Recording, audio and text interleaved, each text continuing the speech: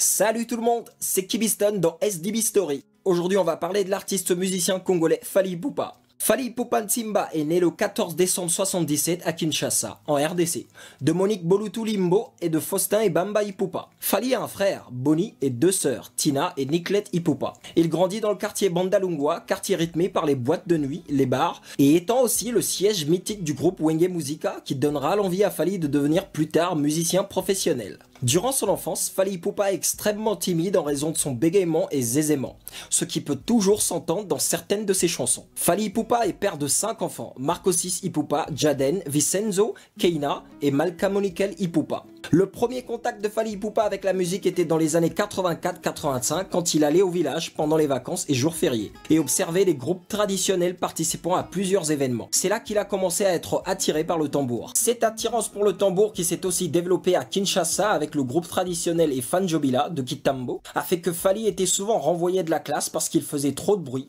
en essayant d'en jouer sur son tableau. Non seulement il écoutait le groupe traditionnel mais en plus il suivait également sa mère à l'église et c'est ainsi qu'il a obtenu le goût d'être un chanteur. C'est entre 92 et 93 qu'il a commencé à jouer de la musique dans la rue avec des instruments de fortune et des amis dans un groupe qu'ils ont appelé Flash Succès. Il a également fait quelques répétitions avec Fraternité Musica. À cette époque, l'espoir de ses parents était qu'il devienne médecin car il était bon dans les matières scientifiques. En 97, il rejoint le groupe Talent Latent, créé par Moussa Malanda et Faustin Diatta, qui n'étaient pas des musiciens. Il devient chef d'orchestre du groupe. Dans ce groupe, Fally est aussi accompagné de ses amis d'enfance. Au fil du temps, il abandonnera complètement l'école pour se concentrer sur la musique. En janvier 99, ils sortent un album nommé « À l'œuvre, on connaît l'artiste » et commenceront à faire des apparitions à la télévision. Faustin Diatta, qui était aussi un membre du personnel à proximité du groupe de Kofi, décide de présenter Fally à Kofi Olomide.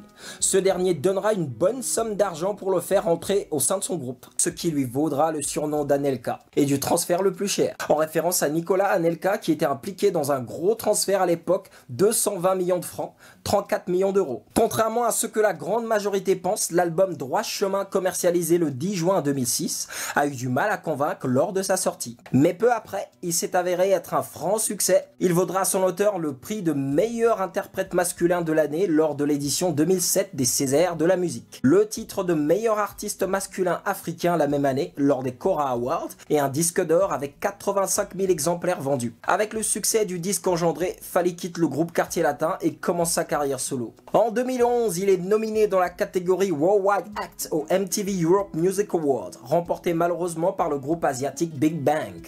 En 2013, Fally signe un contrat pour 3 albums internationaux chez Universal AZ. Julien Creusard, directeur général du label AZ qui a signé Fally sur ce label, quitte Universal France pour créer et présider le label Elektra France, avec le groupe Warner Music France, ce qui fait que Fally est désormais affilié à la major Warner et non plus à Universal. En août 2014, Fally Ipupa se rend à Washington dans le cadre du sommet États-Unis-Afrique, rassemblement pour lequel le président américain de l'époque Barack Obama a invité 47 dirigeants africains. Selon la Maison Blanche, cette rencontre a pour but de renforcer les liens États-Unis-Afrique. Parmi une dizaine d'artistes africains présents, Fally Ipupa a fait de nouveau la fierté de l'Afrique centrale, car il est le seul artiste du centre d'Afrique à y être convié. Espoir, c'est le petit enfant de la rue qui a ému les internautes avec sa voix hors du commun, vous vous en souvenez? Dévoilé dans les rues alors qu'il chantait, l'enfant a très vite attiré l'attention des mélomanes. On lui promet dès lors un brillant avenir dans la musique, mais pour que cela soit possible, il faut le sortir de la rue. En effet, leader Espoir est déscolarisé et livré à lui-même, c'est là qu'intervient Fally Ipupa. Le Congolais décide de recueillir Espoir. Pendant 5 mois, il vit et va à l'école aux frais de l'artiste avec qui il fait de la musique.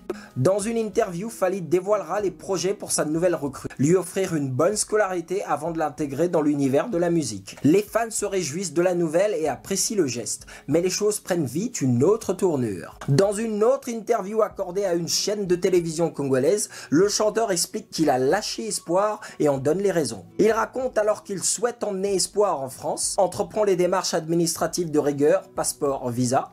On lui demande une autorisation parentale. Il faut que les parents de leader Espoir donnent leur approbation afin que Fally obtienne sa tutelle et puisse emmener leur fils avec lui. Les tentatives pour entrer en contact avec la famille restent vaines. La famille ne donne toujours pas son approbation. En 2015, il est classé 11e personnalité africaine la plus influente sur un échantillon de 30 par la chaîne Trace Urban et le magazine Forbes. Le 18 avril 2015, Fally Ipupa est est invité à Washington par la Banque mondiale et Global Citizen Earth Day en tant que special guest et livre un concert sur le National Mall devant plus de 250 000 personnes. Cet événement a pour but de mettre fin à l'extrême pauvreté dans le monde et aussi promouvoir et trouver des solutions pour résoudre le changement climatique. Le 7 avril 2017 sort le deuxième single Eloko, une chanson traditionnelle de l'ethnie Mongo, reprise premièrement par Mimi Mongo, ensuite par Mabele Elissi. Fally est accusé de plagiat par les musiciens de Mabele Elissi, mais sa veuve dément les accusations, en disant elle-même avoir donné l'autorisation à Fally de sortir cette chanson. Le clip de la chanson a été tourné à Paris et Kinshasa, et mélange modernité, folklore en y mettant en avant les tenues traditionnelles faites en raffia. Savez-vous que F-Victim, acronyme de Family Victory Team, est à la fois un groupe d'accompagnement, un label et un collectif? Le collectif avec des jeunes talents tels que Lova Christie, Anita Moirabou, Chescol Emerald, Boogie Black et DJ Virus, qui nous ont récemment régalé avec le single Todondo. Au-delà de son statut d'artiste, Fally Ipupa est un homme engagé. Il possède une fondation qui porte son nom, connu à travers le monde entier. Il vient en aide aux familles, aux enfants défavorisés, déscolarisés. Fally Ipupa est donc un homme au grand cœur. Ça y est, SDB Story, c'est terminé pour aujourd'hui. N'hésitez pas à vous abonner sur notre chaîne YouTube pour plus de vidéos. Ciao!